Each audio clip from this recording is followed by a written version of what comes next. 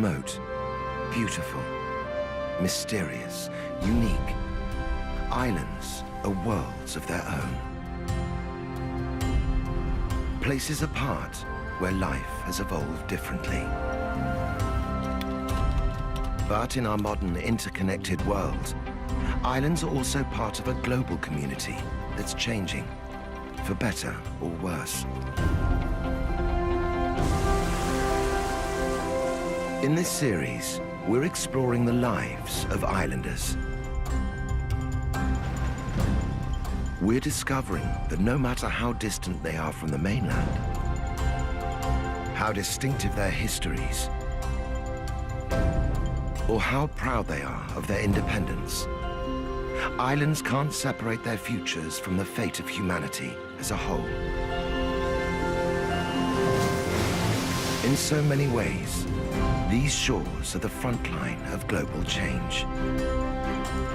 What happens here matters to us all.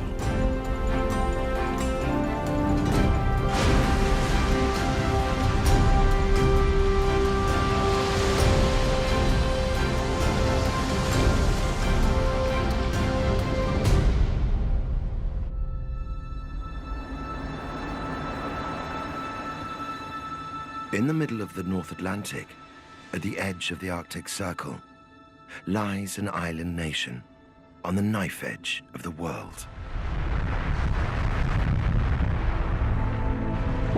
Iceland is one of the most volatile places on Earth. Made by volcanoes, spewing out molten rock over millions of years. The Earth is still active. The island is still being created. And living here is a unique challenge.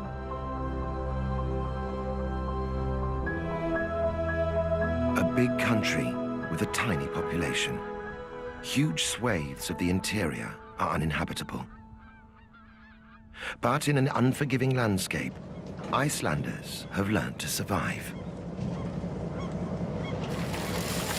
Instead of farming the barren soil, they harvest the seas. Instead of escaping the wilderness, they're harnessing its power. For centuries, Iceland's physical isolation has shaped and protected its people. They've developed a unique and homogeneous culture. Their language is as pure as that of their forefathers, the first Viking settlers.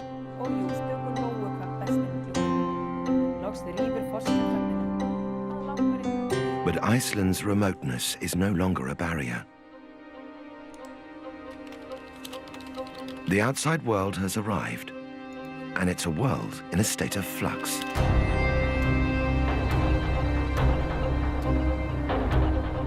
Economies are changing.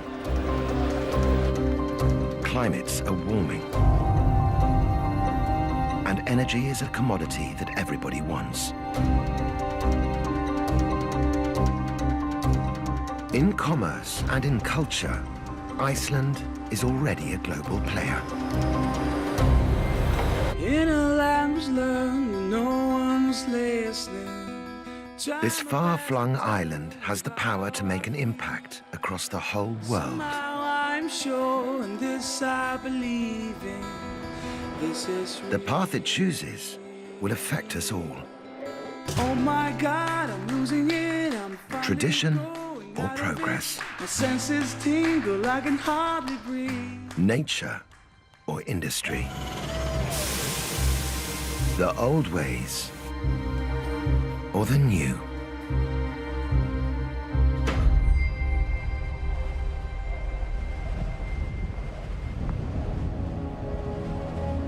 Iceland is one of the least populated countries on Earth, and one of the wildest.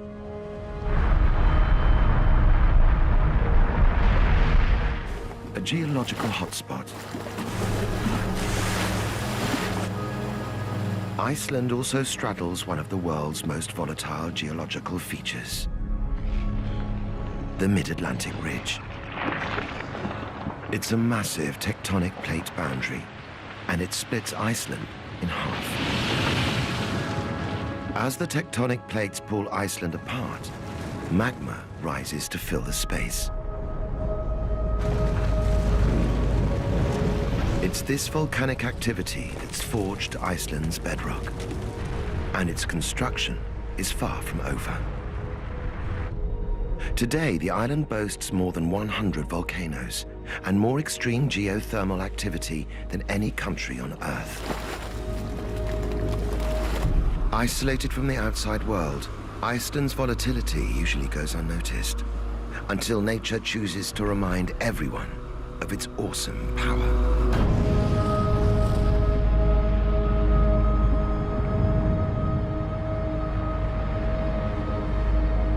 In April 2010, Iceland's Eyjafjallajökull volcano erupted, bringing Europe to a standstill.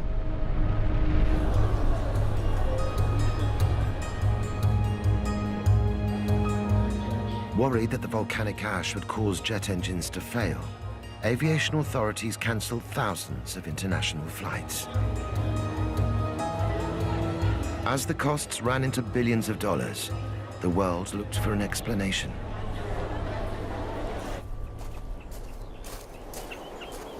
The eruption that took place here wasn't big, but it was serious, because it produced so much ash.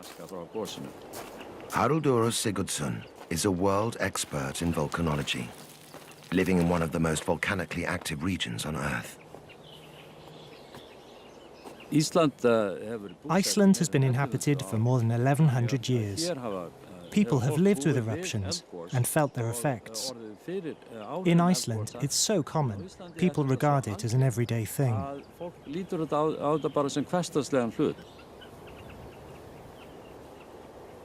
Even by Icelandic standards, this eruption was extraordinary.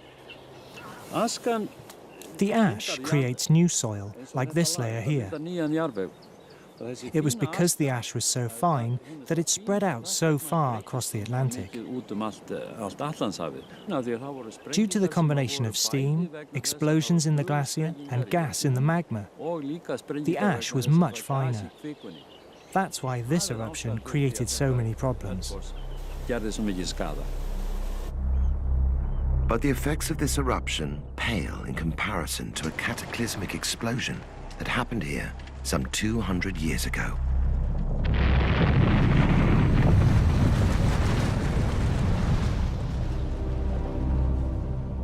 These are lava fields at Eltrian. The moss-covered lumps are scars left by the flow of molten rock. The lava spewed from Lakagiga, a tectonic fissure that erupted in 1783, creating one of the biggest volcanic events in history. For 8 months, deadly ash and lava engulfed the island, killing a fifth of its population. The ash cloud spread far, plunging the world into darkness and famine.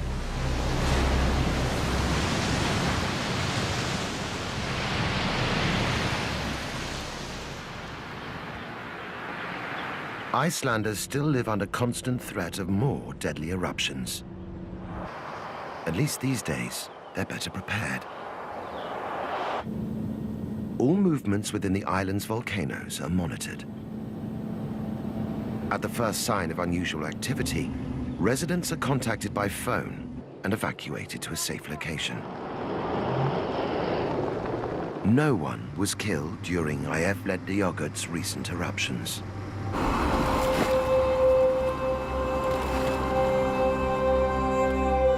In the shadow of volcanoes, Icelanders have learned to survive. Though the country's interior is so barren, most Icelanders are forced to live on the edge, in coastal towns and cities. Reykjavik is home to nearly 40% of the population. The world's most northern national capital, the city gets just 4 hours of daily sunlight in winter and almost round-the-clock daylight in summer. Reykjavik's natural harbour is the cornerstone of its wealth, a commercial gateway and trading hub for the country's traditional produce. Fish is Iceland's superfood. It's the country's most lucrative export, and the one resource that's enabled Icelanders to survive.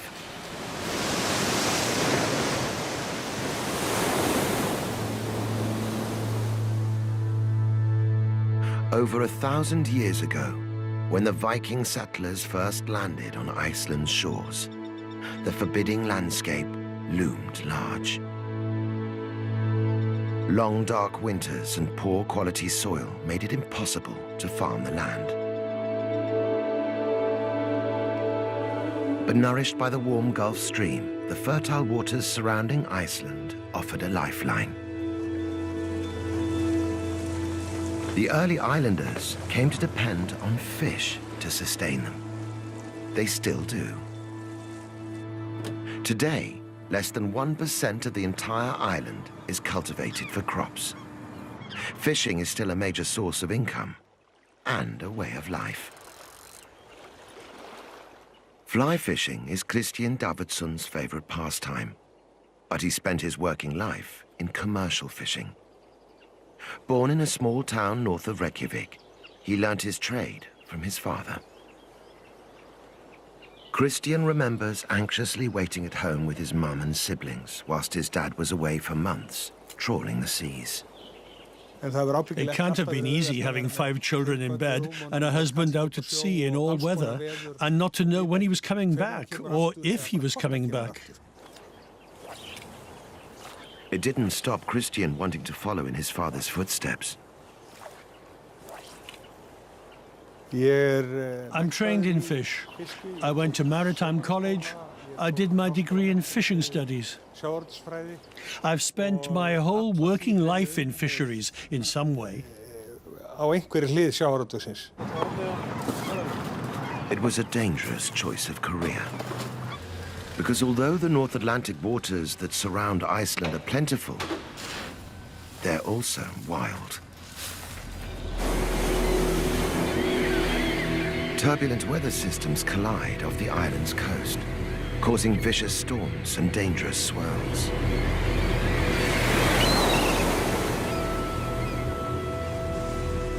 Over centuries, Icelandic sailors have learned to respect the ocean's power and to ask God's help to sail it with a prayer. Iceland's coastline is peppered with churches.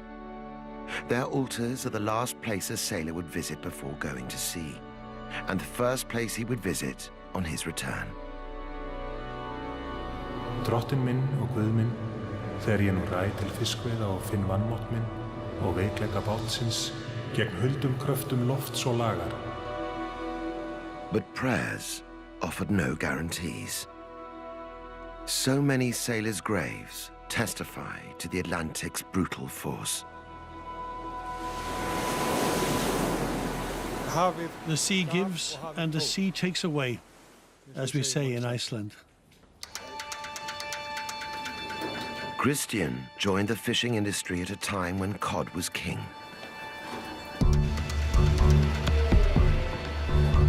In 1991, over 1 million metric tons of fish were caught in Iceland's waters. Reykjavik evolved from rustic town to vibrant export capital. But the world that was buying Iceland's fish was changing. Banks were going global. Technology encouraged the free flow of money between nations.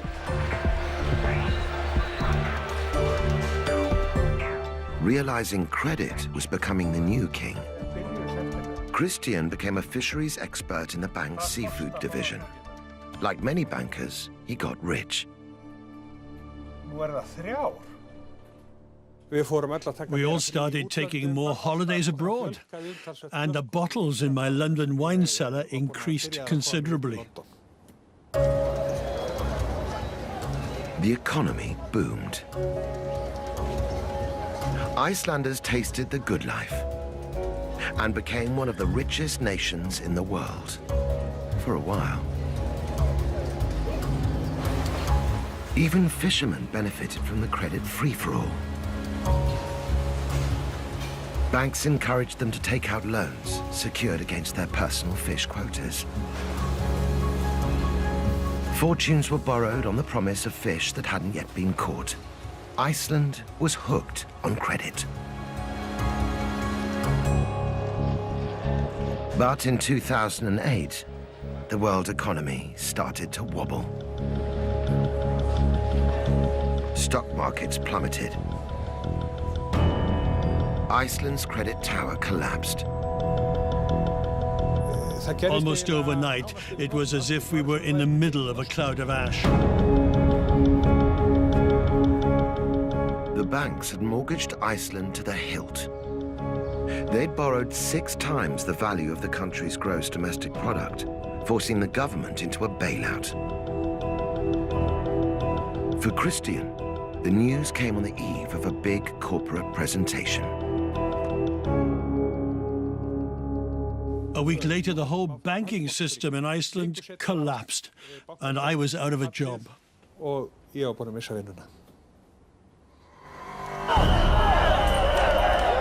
Within 6 months, unemployment rates increased 5-fold. Impoverished Icelanders took to the streets. The kitchen revolution became one of the most violent protests in Icelandic history. Ousting the government that had led them down the path of ruin, the islanders demanded a return to traditional values.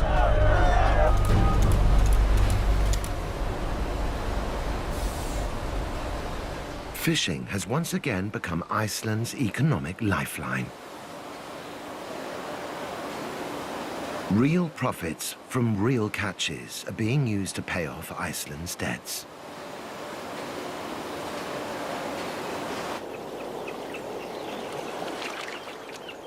Christian, too, has returned to what he knows best. He started a fishing consultancy company, providing advice to fisheries worldwide. But it's a long road to recovery. The debts we are now responsible for are so big, we can't understand the numbers. What kind of future is there for my children? The more Icelanders engage with the outside world, the more their own world will change. Before the crash, Iceland was at the center of a prosperous global community. Its economic collapse propelled it back into the remote North Atlantic.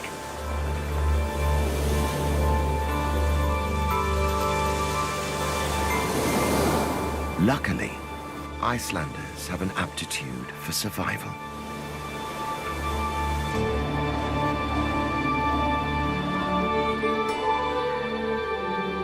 Centuries of living in an ever-shifting wilderness made them resilient. 1,000 years of isolation shaped the national character. With no neighbors to call on, Icelanders learned to be self-sufficient. With nowhere to run, they learned to endure.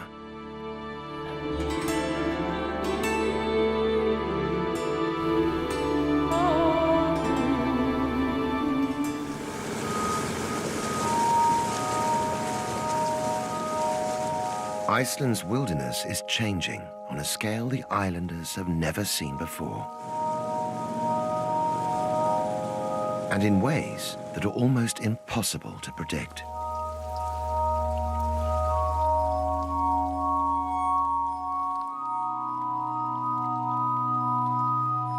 In a land of snow and ice, the effects of global warming are easy to see. The glaciers that cover 11% of Iceland's landmass are melting.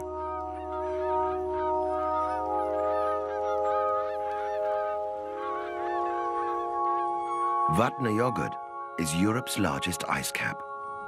800 meters deep, it covers more than 8,000 square kilometers. but it's shrinking at an alarming rate.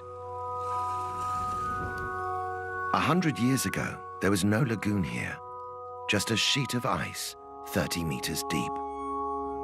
But as Vatnajökull and his outlet glaciers shrink, this lake is filling up fast. A century ago, the glacial tongue reached out to sea. Now, it's retreated by 2 kilometers. The lagoon left by the shrinking ice has an unearthly beauty.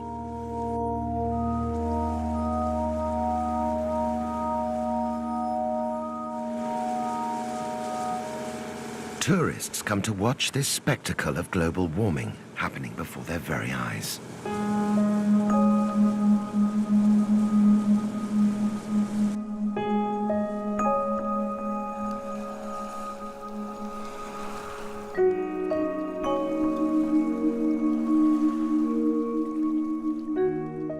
But the beauty hides a destructive force. As it extends seawards, this lagoon is threatening to wash away Iceland's main coastal highway. It's a story that's being repeated all over the island. Meltwater and glacial debris are reshaping the landscape. Experts predict that in just a few hundred years, Iceland may have lost all its glaciers. Their retreat will leave behind a very different landscape and climate. What used to fall as snow will fall as rain. The barren earth will become more arable.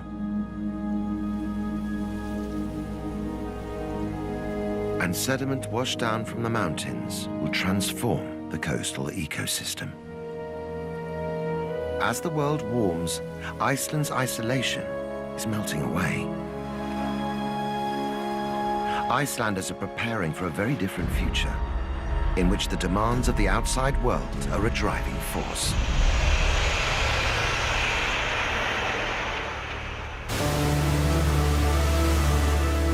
Many believe it's natural energy that will propel Iceland forward. The landscape is alive with it. It cuts across the earth. It seeps from the ground. Icelanders are world leaders in harnessing its potential. Almost all homes are heated by geothermal energy.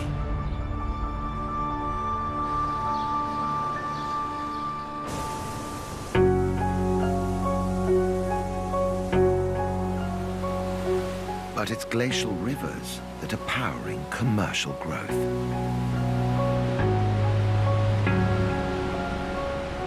Fast and furious, their potential to generate hydroelectricity is massive, and industrial prospectors are queuing up to harness it.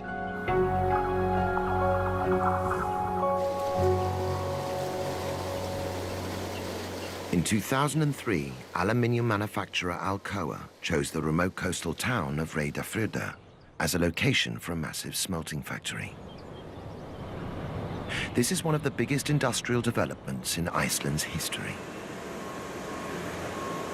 At temperatures of 950 degrees Celsius, liquid aluminium is smelted using high-intensity electrical currents. This process requires huge amounts of energy, and it's hydropower that supplies it, 24 hours a day, 7 days a week. In the aluminium plant, they have to keep going round the clock.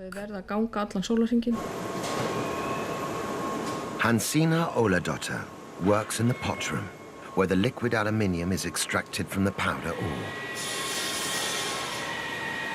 It's tough manual work, but women make up almost a quarter of Fjarðaál's total employees. The factory draws its entire 2,000-strong workforce from the local area. It's shift work. The hours are long, but people aren't complaining.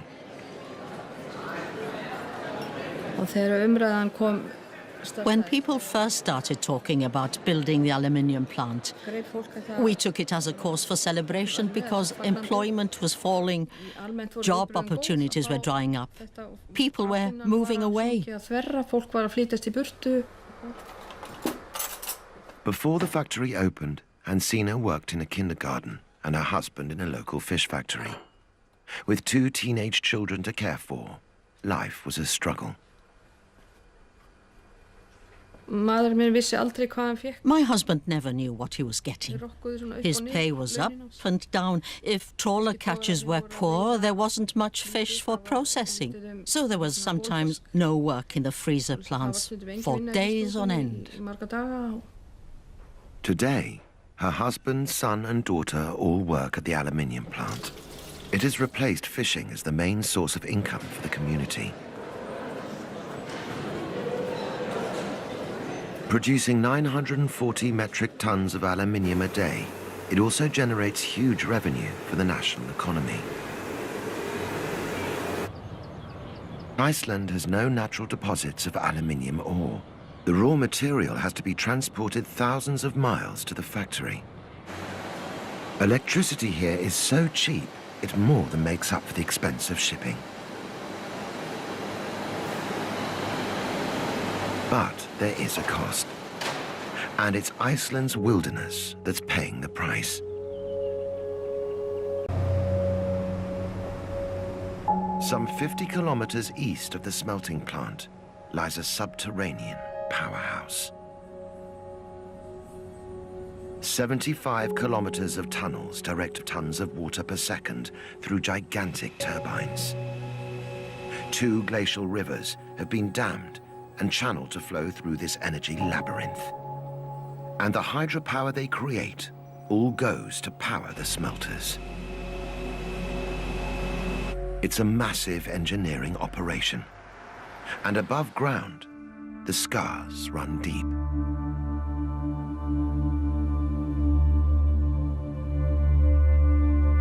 This is Kauranuka Dam. Water that powers the aluminium smelter pools here in a reservoir 25 kilometers long. At nearly 200 meters high, the dam wall is the biggest of its kind in Europe, and one of the most controversial. The proposal to build the billion-dollar project triggered national outrage. Icelanders were appalled that one of Europe's largest unspoiled wildernesses was to be drowned in the name of industry. Protesters camped out at the construction site. They rallied huge international support. But they couldn't stop the march of progress. The dam and the aluminium factory are now a concrete reality, transforming the landscape and transforming lives. Factory work has thrown the community a lifeline, but not all the change is good. Anti-social working hours are having an unexpected impact on domestic life. Shift workers like Hansina are finding it difficult to keep up with friends and family. Those of us who work for Alcoa are sort of lost. We leave here at 7 in the morning and get back 9 o'clock at night. People don't dare phone or visit because they think we're either working or asleep.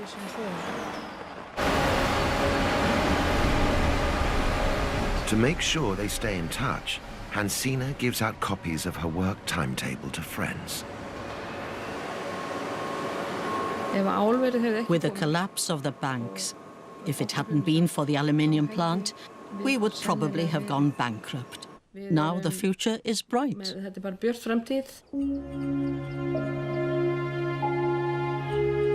Today, Iceland is attempting a historic balancing act between people and nature, ecology and economy. Building this aluminium factory has set an important precedent for progress. And there's a good argument for building even more smelters as global warming takes effect.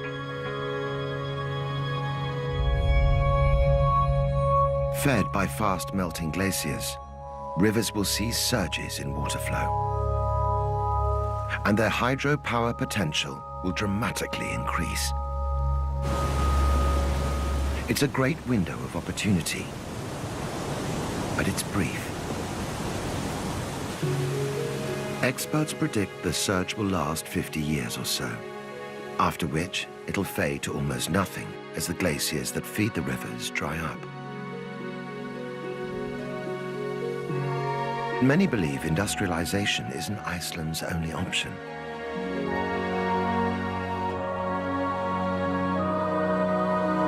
This is one of the world's most pristine environments.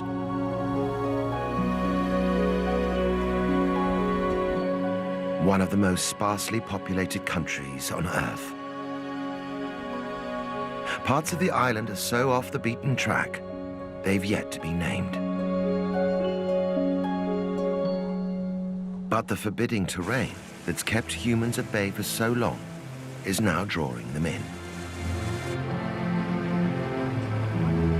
Today, visitors come to be amazed at Iceland's extreme beauty and the creatures that inhabit it.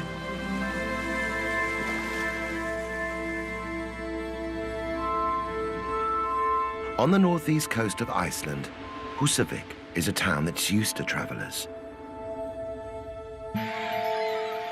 It was one of the first places settled by seafaring Vikings.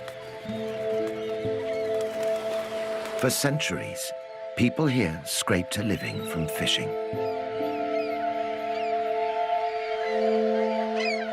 Long winters brought hard times, so the bigger the catch, the better.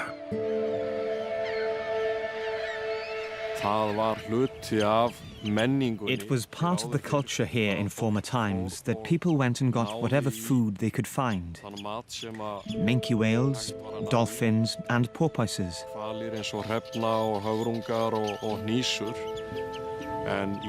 Things are different today. It's not in our interest to hunt whales.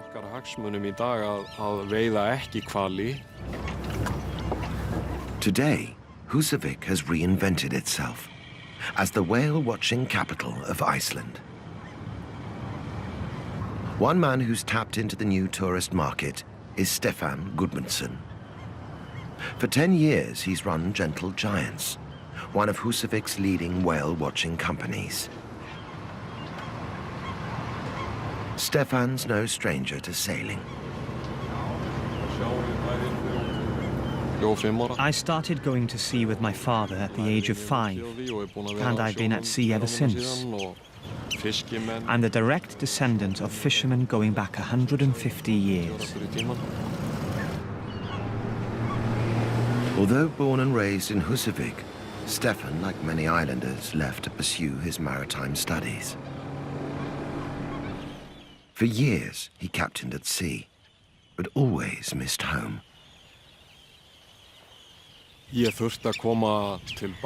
I needed to come back.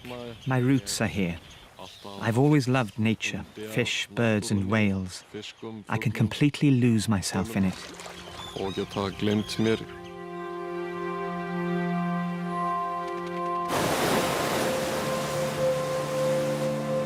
Stefán realized that the natural beauty of his hometown and its wildlife was a great lure for visitors. I've always been attracted to the idea of working in tourism.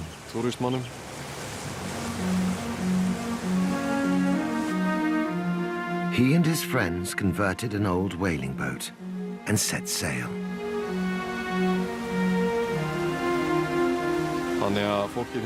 Today, people see it as newsworthy that we are shooting with cameras instead of guns.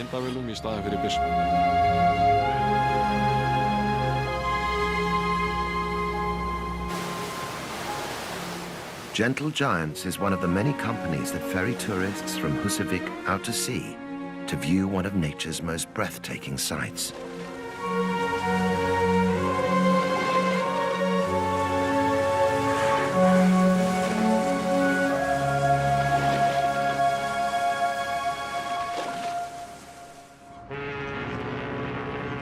But the tide is turning on Iceland's ocean mammals. Breaking an international ban, the government recently sanctioned the return of whaling to Iceland's waters. Commercial whaling ships, moored up, are being given a new lease of life.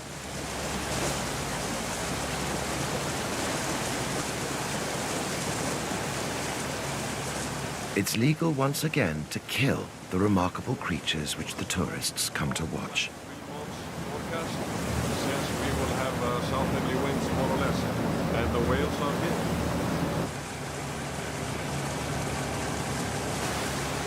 The decision to sanction whaling has been a controversial one.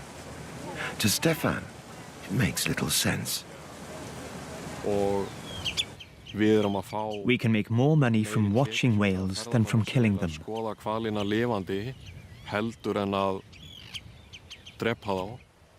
Commercial hunts would generate just a fifth of the income of whale watching.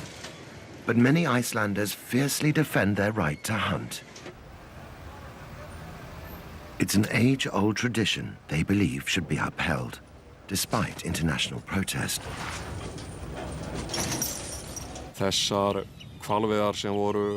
This whaling that we used to do and that still goes on, I see this as a sort of political statement.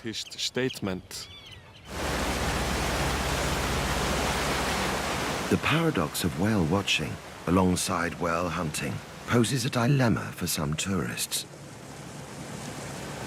If they stay away from Iceland in protest, it could spell disaster for Húsavík.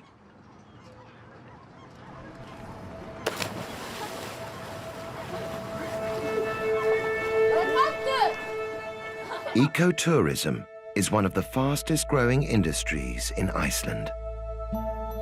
But the money-making season is short. With hardly any daily sunlight, tourists stay away in winter, and places like Húsavík become ghost towns. To make ends meet, many locals are leaving for the city, where job prospects are better. It's a pattern being repeated all over the island. The population of Reykjavik has more than doubled in the last 50 years. If this exodus continues, towns like Húsavík will simply fall off the map. The debate about Húsavík's future sums up the crossroads Iceland is at. Icelanders must choose between an old and new way of life. It's the old ways that have seen them survive in one of the most volatile environments on Earth.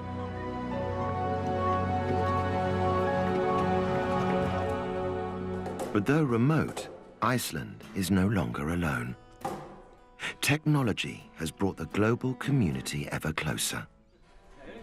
And Icelanders are learning to communicate with it in their own distinct voice. In a language learned when no one's listening, try my best to tell you how I feel.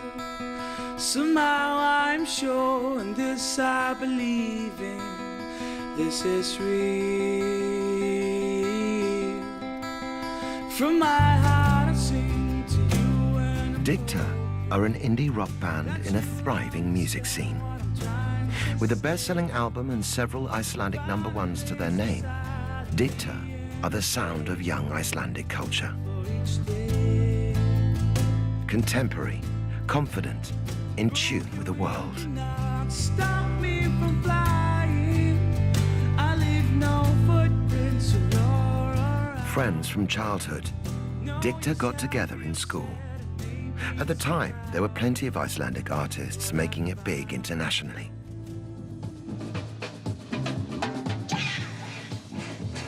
Björk and Sigur Rós opened doors for Icelandic music abroad.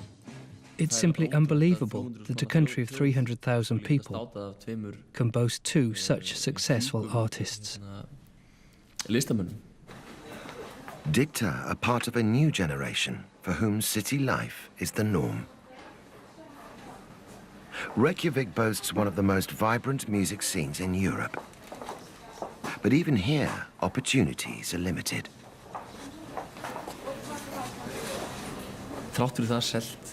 Even though we've sold a fair number of records, a gold disc for our most recent release, that isn't enough. Only a tiny number can make a living from music because the market's incredibly small. A gold disc is 5,000 copies. All the boys work full-time outside of the band. There are 2 teachers, a pilot, and a doctor.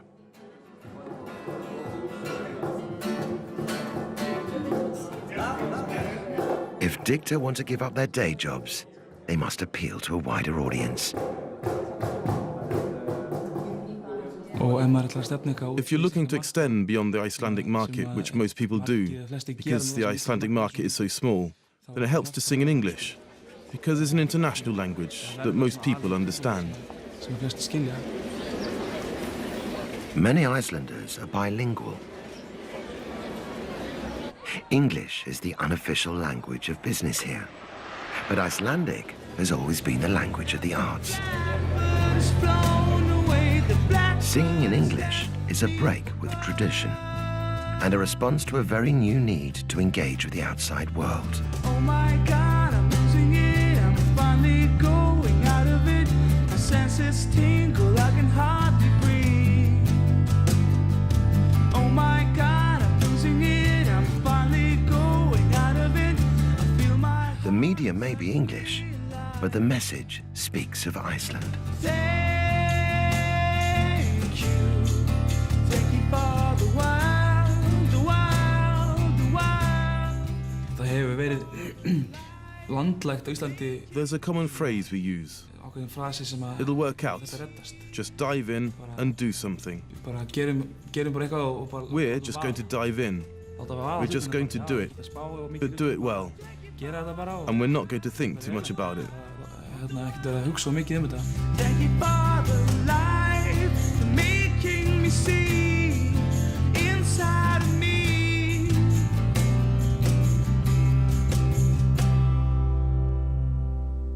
Dicta's confidence is typical of Icelanders' approach to an ever-changing world. Isolated for years, they've developed a strong sense of self and the confidence to adapt in the face of change. This small, versatile nation has already positioned itself as a global player. Its fortunes, good and bad, now affect us all. But if the last decades have seen Iceland transformed, there are bigger challenges to come. For over 1,000 years, Iceland's culture has been shaped by the volatile landscape. Now the islanders have the power to push back, to anticipate disaster, to bend nature to their will. But for how long? Once again, fishermen are the champions of Iceland's economy. But the seas aren't an endless resource.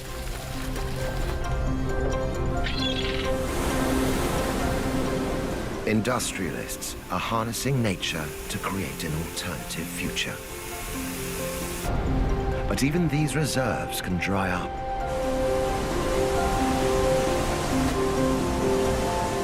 As the world is warming, Iceland sits at a crossroads, searching for a sustainable path.